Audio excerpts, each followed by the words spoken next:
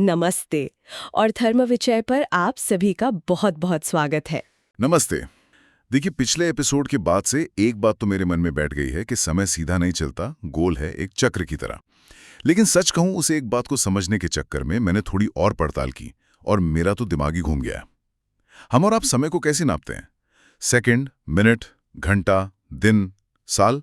बस हमारी दुनिया यहीं खत्म हो जाती है। पर हमारे ग्रंथों में समय के इतने छोटे, इतने सूक्ष्म विभाजन है कि लगता है जैसे कोई सुपर कंप्यूटर भी हिसाब लगाने में थक जाए। तो मेरा सवाल यह है कि क्या हमारे ऋषि मुनियों के पास इतना खाली समय था कि वो बैठकर ये सब करते रहे, या फिर इसका कोई गहरा उद्देश्य था जिसकी हमें आज खबर ही नहीं है? नमस्ते। आपका सवाल बहुत गहरा है और इसका जवाब यकीन मानिए उससे भी ज्यादा दिलचस्प है। ये कोई दिमागी कसरत या कहानियों को मसालेदार बनाने का तरीका नहीं था। ये शुद्ध गणित और चेतना का विज्ञान है। आज हम नैनो सेकंड की बात करते हैं, फेम्टो सेकंड की बात करते हैं, पर हमारे ऋषि हजारों साल पहले सिर्फ अपने ध्यान से, अपनी चेतना की शक्ति से समय को उस स्तर पर देख रहे थे जहां एक परमाणु का कंपन होता है। एक परमाणु के कंपन से? मतलब बिना किसी मशीन के? ये सुनने में ही इतना अविश्वसनीय लगता है। बिल्कुल। और आज हम उसी अविश्वसनीय लगने वाली यात्रा पर चलेंगे। हम देखेंगे कि कैसे हमारे ग्रंथों में समय की सबसे छोटी इकाई यानी एक परमाणु से लेकर लाखों करोड़ों साल के महायुग तक का पूरा नक्शा तैयार किया गया है। अरे वाह, मैं तो इसके लिए पूरी तरह से तैयार हूँ। मेरा दिमाग तो पहले से ही घूम रहा है, तो चलिए इसे और घुमाते हैं। मैं सच में जानना चाहता हूँ कि सेकंड से छोटा क्या हो सकता है। तो चलिए ज्ञान के इस गहरे सागर में उतरते हैं।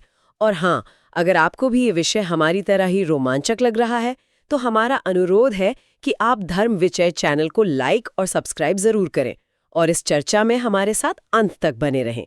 आपको समय को देखने का एक नया नजरिया मिलने वाला है। बिल्कुल। तो फिर देर किस बात की, शुरू करते हैं सबसे छोटे से, उस बिंदु से जहां से समय पैदा होता है। हमारे ग्रंथों के अनुसार समय की सबसे छोटी व्यवहारिक इकाई है परमाणु काल, और इसकी परिभाषा बहुत ही काव्यात्मक और उतनी ही वैज्ञानिक है। ये वो समय है जो सूर्य की एक किरण को एक परमाणु यानी एक एटम को पार करने में लगता है। एक मिनट, इसे जरा धीरे धीरे समझते हैं। सूर्य की किरण जो खुद प्रकाश की गति से चलती है, और एक एटम जिसे हम देख भी नहीं सकते, उस एटम को पार करने में लगा समय। ये तो मेरे पास शब्द नहीं है इसकी गति की कल्पना करने के लिए। आज के हिसाब से ये कितना होगा? अगर हम आज की आधुनिक गणना से इसकी तुलना करें तो ये एक सेकंड का, आप समझिए, कई लाख करोड़वां हिस्सा होगा। फेम्टो सेकंड और एटो सेकंड के दायरे की बात है ये। लेकिन यहाँ सबसे हैरान करने वाली बात तकनीक नहीं, चेतना है। सोचिए, उनके पास कोई एटॉमिक क्लॉक या इलेक्ट्रॉन माइक्रोस्कोप नहीं था। ये उनकी चेतना की गहराई थी, उनके ध्यान की शक्ति थी कि वो मन की आंखों से समय को इतने सूक्ष्म स्तर पर देख पा रहे थे। ये बात तो पूरी सोच को ही बदल देती है। मतलब विज्ञान सिर्फ मशीनों में नहीं होता, विज्ञान चेतना के अंदर भी हो सकता है। खैर, तो ये हुई सबसे छोटी इकाई, परमाणु काल। अब यहां से ऊपर की सीढ़ी कैसे बनती है? हम अपने जाने पहचाने सेकंड्स और मिनट्स तक कैसे पहुंचते हैं? ये सीढ़ी बहुत ही तर्कसंगत है। देखिए, 2 परमाणु मिलकर बनाते हैं एक अणु, और 3 अणु मिलकर बनाते हैं एक त्रसरेणु। त्रसरेणु, ये शब्द तो मैंने पहली बार सुना है। क्या ये भी कोई काल्पनिक कण है या हम इसे देख सकते हैं? अरे, इसे हम सब ने देखा है, बस इसका नाम नहीं जानते थे। कभी किसी शांत अंधेरे कमरे में रोशनदान से आती हुई धूप की किरण को ध्यान से देखा है? हाँ, बिल्कुल देखा है। उस किरण में आपको छोटे छोटे धूल के कण नाचते हुए दिखते हैं ना? हाँ, वो तो बड़े जादुई लगते हैं। बस उसी एक नाचते हुए कण को त्रसरेणु कहते हैं। और यहीं से समय हमारे अनुभव के दायरे में आना शुरू होता है। जब सूर्य की किरण को ऐसे 3 त्रसरेणु को पार करने में जो समय लगता है, उसे कहते हैं एक त्रुटि। त्रुटि, हाँ, ये शब्द तो हम आज भी इस्तेमाल करते हैं। हम कहते हैं इस काम में कोई त्रुटि नहीं होनी चाहिए, मतलब जरा सी भी चूक ना हो। तो ये एक त्रुटि हमारे सेकंड का कौन सा हिस्सा है? विद्वानों ने जब इसका हिसाब लगाया तो पाया कि एक त्रुटि लगभग 1 सेकंड के 11,687वें हिस्से के बराबर है। ये वो माइक्रो टाइम है जहां से चीजें हमारे लिए थोड़ी समझने लायक होने लगती हैं। ठीक है, तो परमाणु से हम त्रसरेणु यानी धूल के कण तक आए और वहां से त्रुटि तक पहुंचे। अब आगे का सफर? अब हम उस सीढ़ी पर चढ़ेंगे जहां समय हमारे शरीर से जुड़ता है। देखिए, गणित कितना सटीक है। 100 त्रुटि का बनता है एक वेद, 3 वेद का बनता है एक लव, और 3 लव का बनता है एक निमेष। निमेष, ये भी सुना हुआ है। निमेष मात्र में ये हो गया, मतलब पलक झपकते ही। क्या इसका मतलब यही है? आपने इसकी आत्मा को पकड़ लिया। निमेष का शाब्दिक अर्थ ही है पलक झपकने में लगने वाला समय। अब आप हमारे ऋषियों की प्रतिभा देखिए। उन्होंने समय को किसी बाहरी मशीन से नहीं, उन्होंने उसे हमारे शरीर की सबसे स्वाभाविक क्रिया से जोड़ दिया। आपकी अपनी पलकें ही एक घड़ी हैं। ये तो अद्भुत है। मतलब समय कोई बाहर की चीज नहीं, हमारे अंदर की ये एक लय है। तो निमेष के बाद हम कहाँ पहुंचते हैं? अब हम धीरे धीरे परिचित दुनिया में आ रहे हैं। 3 निमेष का होता है एक क्षण, 5 क्षण की एक काष्ठा और 15 काष्ठा का एक लघु। क्षण, काष्ठा, लघु। गणित तो काफी गहरा है, लगता है स्कूल के दिन वापस आ गए। बस हम अपनी मंजिल पर पहुंचने वाले हैं। 15 लघु मिलकर बनती है एक नाणिका, जिसे दंड भी कहते हैं, और 2 दंड मिलकर वो चीज बनती है जिसे हम सब आज भी इस्तेमाल करते हैं, एक मुहूर्त। अरे वाह! शुभ मुहूर्त। शादी ब्याह से लेकर गृह प्रवेश तक हर काम के लिए हम शुभ मुहूर्त निकलवाते हैं। मुझे कभी पता ही नहीं था कि ये शब्द इतनी गहरी गणितीय यात्रा के बाद आता है। तो एक मुहूर्त असल में कितना लंबा होता है? बिल्कुल सटीक माप है इसका। एक मुहूर्त होता है ठीक 48 मिनट का, और जब ऐसे 30 मुहूर्त मिल जाते हैं तो बनता है एक अहोरात्र। अह यानी दिन और रात्रि यानी रात, दोनों को मिलाकर हमारे पूरे 24 घंटे। ये तो अविश्वसनीय है। मतलब एक परमाणु के कंपन से शुरू हुई गणना त्रुटि, निमेष, दंड से होती हुई एकदम सटीक तरीके से 24 घंटे पर आकर पूरी होती है। दशमलव में भी कोई अंतर नहीं। ये कोई अंदाजा तो हो ही नहीं सकता। ये तो खालिस विज्ञान है। बिल्कुल।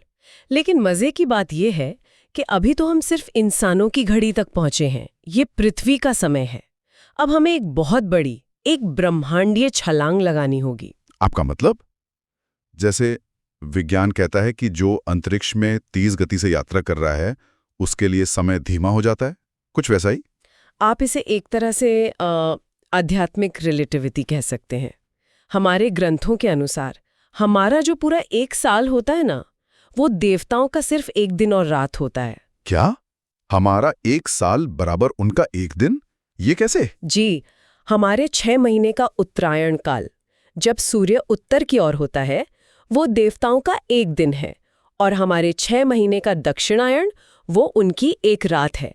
इस तरह हमारा 365 दिन का 1 साल उनके 24 घंटों के बराबर है। ये तो सच में दिमाग को चकरा देने वाली बात है। समय की सापेक्षता का सिद्धांत, जिसे आइंस्टीन ने 20वीं सदी में दिया, ऐसा लगता है उसकी झलक यहाँ हजारों साल पहले मौजूद है। आपने बहुत अच्छा कनेक्शन जोड़ा है। और अब इस ब्रह्मांडीय घड़ी में हम और भी आगे बढ़ते हैं। अब हम महायुग के विशाल सागर में गोता लगाने वाले हैं। जब देवताओं के ऐसे 12,000 साल बीत जाते हैं, तब जाकर एक महायुग बनता है। महायुग, ये वही चक्र है जिसमें 4 युग आते हैं: सतयुग, त्रेता युग, द्वापर युग और कलयुग। जी हाँ, बिल्कुल वही। सत्ययुग जो सबसे लंबा है, फिर त्रेता, फिर द्वापर, और अंत में हमारा वर्तमान युग कलयुग, जो सबसे छोटा होता है।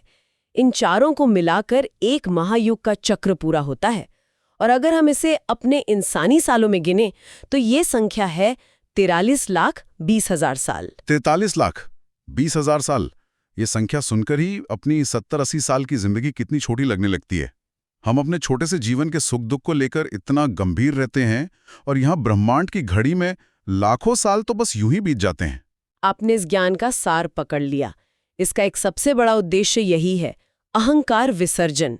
ये हमें ब्रह्मांड में हमारी सही जगह दिखाता है। लेकिन मैं आपको एक और चौंकाने वाली बात बताऊं। आज तो झटकों पर झटके लग रहे हैं। एक और सही बताइए। ये 43 लाख साल का पूरा महायुग, ये भी ब्रह्मांड की घड़ी का बस एक पलक झपकने जैसा है।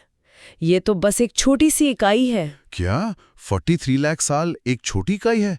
ये एक सेकंड जैसा है। तो फिर ब्रह्मांड का घंटा या दिन कितना बड़ा होगा? इससे बड़ा क्या हो सकता है? इससे बड़ा है ब्रह्मा का 1 दिन, जिसे हम कल्प कहते हैं। और ये संख्या इतनी विशाल है कि जब कार्ल सेगिन जैसे आधुनिक वैज्ञानिकों ने इसे देखा तो वो भी हैरान रह गए। उन्होंने कहा था कि हिंदू धर्म ही एकमात्र ऐसा धर्म है जिसके समय के पैमाने आधुनिक ब्रह्मांड विज्ञान के पैमानों से मेल खाते हैं। ब्रह्मा का 1 दिन यानी कल्प। तो क्या हम अगले एपिसोड में इस पर बात करेंगे? ये तो सुनना ही पड़ेगा। और सबसे रोमांचक बात, हम मल्टीवर्स यानी अनंत ब्रह्मांडों की उस अवधारणा पर बात करेंगे जिसका जिक्र हमारे ग्रंथों में हजारों साल पहले ही कर दिया गया था। मल्टीवर्स, अरे ये मार्वल मूवीज वाला मल्टीवर्स। आप कह सकते हैं कि मार्वल वालों को आइडिया यहीं से मिला होगा, लेकिन ये उससे कहीं ज्यादा गहरा और दार्शनिक है। तो तैयार रहिएगा, अगली बार हम इस धरती के समय से निकलकर सीधे ब्रह्मांड के केंद्र तक की यात्रा करेंगे। मुझे तो अभी से अगले एपिसोड का बेसब्री से इंतजार है। तो हमारे सभी दर्शकों से अनुरोध है कि अगर आपको हमारे ऋषियों का ये अद्भुत गणित और विज्ञान पसंद आया हो, तो इस जानकारी को अपने दोस्तों और परिवार के साथ शेयर जरूर करें। ये ज्ञान सिर्फ किताबों में बंद रहने के लिए नहीं है, ये हर भारतीय तक पहुंचना चाहिए। बिल्कुल, अगले एपिसोड का इंतजार रहेगा। और जाते जाते बस एक विचार छोड़कर जा रही हूँ, समय के सूक्ष्म से सूक्ष्म कण में भी वही महाकाल व्याप्त है और विराट से विराट चक्र में भी वही। जय महाकाल। आज की इस अद्भुत चर्चा में शामिल होने के लिए आप सभी का बहुत बहुत धन्यवाद। उम्मीद है आपको समय के इस सूक्ष्म और विराट रूप को जानने में उतना ही आनंद आया होगा जितना हमें आया। अगर आपको ये चर्चा पसंद आई हो तो धर्म विचय चैनल पर कमेंट करके हमें ज़रूर बताएं, इस वीडियो को लाइक करें और चैनल को सब्सक्राइब करना न भूलें। मिलते हैं अगले एपिसोड में एक और गहरी खोज के साथ।